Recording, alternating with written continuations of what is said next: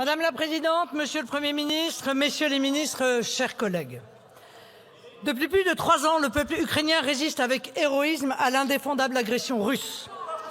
Et c'est donc vers les millions de morts, blessés, déplacés ou réfugiés et leurs familles que je souhaite me tourner en commençant mon propos. Si cet héroïsme nous oblige, il nous force aussi à la franchise. Je l'ai dit à maintes et maintes reprises, il ne peut y avoir d'issue militaire à ce conflit. L'Ukraine ne peut pas gagner contre la Russie sans l'entrée en guerre de l'OTAN, qui n'est pas une option compte tenu des risques d'escalade vers une guerre mondiale entre puissances nucléaires. Et heureusement, grâce au courage et à la résistance des Ukrainiens, soutenus par les puissances occidentales, la Russie ne peut pas non plus sortir vainqueur de ce conflit. Bien sûr, la France a eu raison de soutenir aux côtés de ses alliés l'Ukraine et les Ukrainiens, et je salue ces milliers de Français qui ont accueilli les réfugiés de cette guerre, ces maires qui ont, comme Louis Alliot à Perpignan, ouvert leur commune à ceux qui fuyaient les combats, tout comme je salue l'engagement de nos soldats, que ce soit pour tenir une posture de dissuasion dans les pays baltes ou en Roumanie, ou pour former les soldats ukrainiens. Ce soutien est d'autant plus honorable qu'il a lieu dans un contexte budgétaire fortement dégradé. Monsieur le Premier ministre, il serait d'ailleurs de bonne politique de fournir à la représentation nationale un bilan des aides fournies à l'Ukraine, y compris à travers l'Union européenne. Ce bilan devant notamment permettre de comprendre enfin à quoi servent finalement les intérêts des avoirs russes gelés qui ont, j'ai l'impression, été promis comme source de financement pour bien trop de sujets. Malgré cela, il est aussi permis de s'inquiéter de l'abandon progressif par la France de son rôle singulier de puissance d'équilibre, passant d'un extrême à l'autre au cours des derniers mois, sans ligne politique clairement définie et encore moins comprise.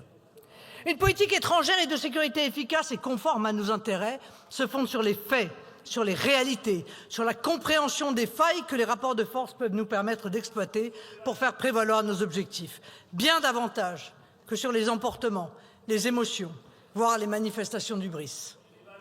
Nous allions mettre la Russie à genoux, annonçait un ministre des Finances déjà oublié. En un mot, il est incontestable que nous devons soutenir l'Ukraine pour qu'elle reste souveraine et libre. Mais nous devons le faire avec réalisme et en gardant à l'esprit nos propres intérêts nationaux, plus qu'avec des coups de menton dépourvus d'effet. Comprendre les réalités, c'est d'abord admettre que nous ne pouvons pas promettre à l'Ukraine une adhésion à l'OTAN, alors que nous savons que cette option a été une justification à l'agression russe et est clairement rejetée aujourd'hui par les États-Unis. De même, l'adhésion de l'Ukraine à l'Union européenne va incontestablement à l'encontre de nos intérêts. Cette adhésion coûterait des milliards d'euros à la France, elle créerait une nouvelle distorsion de concurrence sur le marché du travail, impactant fortement notre modèle social, et sa première conséquence serait à coup sûr la ruine de nos agriculteurs par l'effet conjugué de la baisse massive de la PAC pour la France et par la concurrence déloyale que créerait cette adhésion.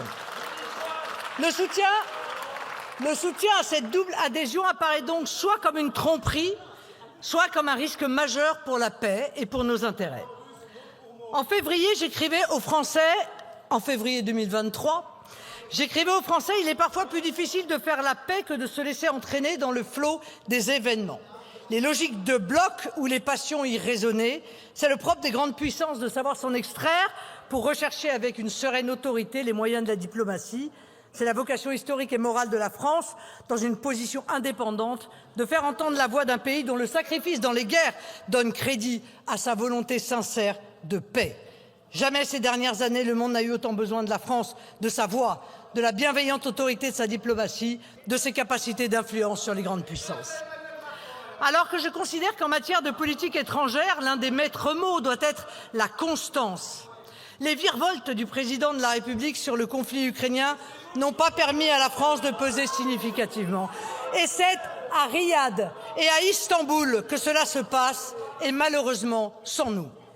Certes, je ne peux que me réjouir qu'Emmanuel Macron soit passé d'un chimérique « nous avons la conviction que la défaite de la Russie est indispensable à la sécurité et à la stabilité de l'Europe » le 27 février 2024 à un plus réaliste « notre souhait est qu'il puisse y avoir des conflits qui s'arrêtent, une trêve mesurable, vérifiable, qui permette la négociation d'une paix durable » le 20 février 2025. Je ne peux néanmoins que constater ce grand écart, conséquence d'une politique de gribouille, peu lisible, évoluant au jour le jour, sans vision construite. Ce grand écart s'est une fois de plus manifesté lors de sa récente visite à Washington, où il n'a été finalement question que de pouvoir exister. Mais évidemment, ce grand écart qui frise avec le concept des injonctions contradictoires est aussi celui des États-Unis, dont le président Zelensky a malheureusement fait les frais à Washington. Monsieur le Premier ministre, chers collègues, il ne faut pas être naïf.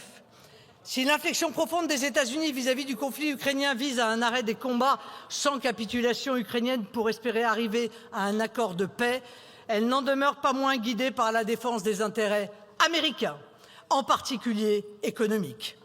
Outre l'accord sur les terres rares, chacun aura compris le calcul consistant à éviter la consolidation d'un axe Russie-Chine, une des conséquences de l'intransigeance occidentale vis-à-vis de la Russie ces dernières années. Alors, nous ne pouvons que regretter que finalement l'Europe soit le seul continent où l'on s'interdise toute réflexion stratégique. Le courage, c'est de dialoguer, y compris face à des dirigeants avec lesquels nous avons des profonds désaccords. C'est d'ailleurs le sens et l'honneur de la diplomatie. Et il ne saurait y avoir d'autre moyen de préserver ses intérêts que d'affronter avec courage les obstacles qui les menacent. Comme je l'ai déjà dit, la paix semble aujourd'hui difficile. Faut-il pour autant y renoncer? Je ne le crois pas.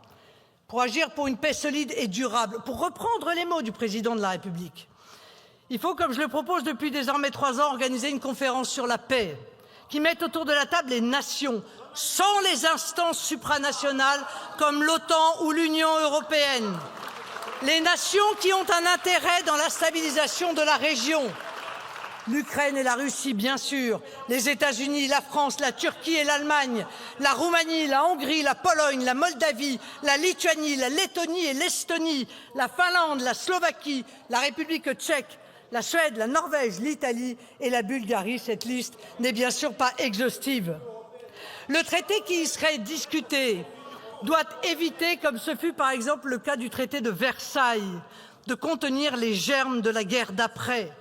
Autrement dit, au-delà de la question des frontières, et pas seulement de la frontière russo-ukrainienne d'ailleurs, ça doit être aussi posée la question, par exemple, du périmètre de l'OTAN. Face à la nouvelle donne géopolitique majeure qui émerge, dont l'une des faces est la fin de la naïveté devant la mondialisation heureuse et la nécessité du réarmement national, je suis convaincu que la France peut retrouver sa place si singulière dans le concert des nations. Et qu'elle doit pour cela renouer avec ce pacte 20 fois séculaire entre la grandeur de la France et la liberté du monde, pour reprendre les mots du général de Gaulle à Londres en 1941.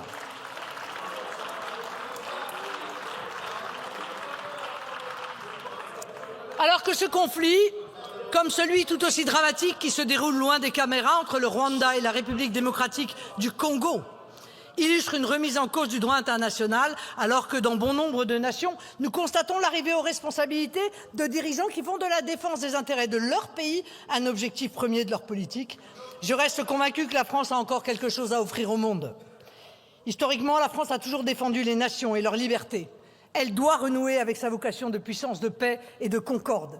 C'est dans ce sens que, vous le savez, j'ai proposé il y a quelques mois une déclaration des droits des peuples et des nations pour offrir un outil supplémentaire dans le droit international.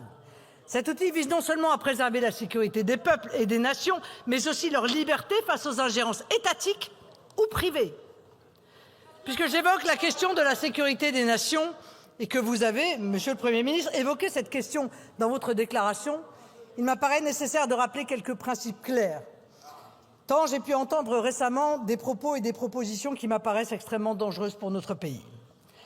Grâce à la volonté du général de Gaulle, au savoir-faire de nos ingénieurs et à l'effort budgétaire consenti par les Français, notre pays est aujourd'hui l'une des rares nations dotées de l'arme nucléaire. La dissuasion permet à notre pays de vivre en paix depuis plus d'un demi-siècle et reste la clé de voûte de notre sécurité et de notre modèle d'armée. C'est précisément parce que la dissuasion est au centre de notre modèle d'armée que nous ne pourrons jamais soutenir une chimérique défense européenne. C'est précisément parce que la dissuasion est garante de notre indépendance nationale, que nous refusons toute entrée dans le comité des plans nucléaires de l'OTAN, comme l'a proposé une de nos collègues macronistes. Depuis désormais quelques années et encore vendredi dernier, le président de la République, pourtant garant de l'indépendance nationale et donc de son plus puissant outil, l'arme nucléaire, par une communication au mieux hasardeuse, au pire parjure, fragilise notre modèle de dissuasion et malheureusement, ces propos ont percé à l'étranger, le partage de notre dissuasion devenant un sujet dans certaines capitales européennes. Alors permettez-moi de rappeler à nouveau que partager la dissuasion, c'est l'abolir. Le feu nucléaire, degré suprême de la souveraineté, est un absolu. Un absolu ne se relativise pas, sauf à ne plus exister. Déclencher le feu nucléaire est indissociable d'une légitimité nationale et populaire, et on ne dissuade un agresseur potentiel qu'en le laissant dans l'incertitude. Incertitude du point de non-retour justifiant une première salve, du moment choisi pour la déclencher et des cibles choisies, mais surtout incertitude du contenu symbolique assigné aux intérêts vitaux. Si nous refusons toute défense européenne, cela n'empêche nullement de lancer des coopérations industrielles avec nos partenaires européens. Surtout, cela n'empêche nullement nos voisins de choisir de s'équiper auprès de la base industrielle de défense française ou européenne, plutôt que de choisir quasiment systématiquement des équipements extra-européens, en particulier américains. Un seul exemple. Combien de pays européens sont équipés de Rafale? Un sur 27. Et je ne parle pas du symbole que représente le saut périlleux arrière de la Grande-Bretagne quelques heures après les décisions communes avec Emmanuel Macron. Je ne peux que me réjouir que le concept de priorité européenne soit désormais normalisé, mais je ne vois pas en quoi nous avons besoin de passer par le filtre souvent détériorant de l'Union européenne pour le rendre opérationnel. Je rappelle ici à Mme von der Leyen que la politique de sécurité et de défense n'est pas une compétence de la Commission, mais celle des États. Et que nous ne sommes pas dupes du modus operandi constant suivi par la Commission de s'arroger à chaque crise et contre les traités de nouvelles compétences. La sécurité de l'Europe ne passera pas par une défense européenne, mais par le renforcement concerté des défenses de chacune des nations européennes. L'effort de défense doit également passer par un renforcement de notre base industrielle qui a besoin d'une énergie abondante et bon marché, de simplification réglementaire et d'accès solide au financement. La réalité économique nous contraint à souligner que malgré les discours vaniteux, Emmanuel Macron et l'Union européenne portent une lourde responsabilité dans la crise profonde que vit notre industrie. L'épisode de l'usine d'obus Eurenco, dont l'agrandissement a été bloqué à cause d'un batracien, comme les ventes massives et irresponsables de nombreuses entreprises stratégiques au cours des 10 dernières années, illustrent tristement que l'économie de guerre du président Macron était bien un slogan et non une réalité de terrain. Grâce à nos savoir-faire, à nos industries, nous pouvons et même nous devons jouer un rôle important pour garantir la sécurité de l'Europe et demain de l'Ukraine. L'idée présentée il y a quelques jours par Monsieur le ministre des Armées de constituer des stocks d'armes dissuasives pour l'Ukraine me paraît aller dans le bon sens. Cela ne doit bien entendu pas se faire au détriment des armées françaises. De même, un accord sur les matières premières m'apparaît également gagnant-gagnant. En revanche, je considère que l'envoi de troupes françaises combattantes sur le sol ukrainien est une folie. Seule une éventuelle participation à une opération sous mandat casque bleu pourrait être envisageable. Enfin, pas de défense ni de sécurité. Et pour le sujet qui nous occupe aujourd'hui, pas de retour de la France dans le tour de table du dossier ukrainien sans une diplomatie forte, cohérente et guidée par la défense de l'intérêt national. Je ne suis pas convaincu que le retour de la France à sa juste place dans le concert des nations passe par des vidéos de divertissement par celui qui occupe le fauteuil qui fut celui de Talleyrand. En outre, l'actualité récente souligne que le caractère discret, voire secret de la diplomatie est manifestement une voie à privilégier, même si cette discrétion semble répugner à Emmanuel Macron. L'arrivée d'une nouvelle administration à la tête des États-Unis fait aujourd'hui couler beaucoup d'encre. Je veux redire à cette tribune que si nous sommes alliés des États-Unis, nos intérêts ne coïncident pas forcément.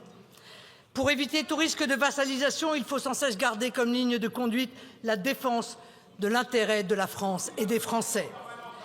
Notre diplomatie, et je conclus, doit ainsi renouer avec ce qui fut sa force, le triptyque indépendance, équidistance, constance, qui donna pendant longtemps à la France cette voix singulière dans le monde, voix que beaucoup de pays, notamment africains, aimeraient entendre à nouveau, voix dont l'objectif doit être encore et toujours la paix. Je vous remercie.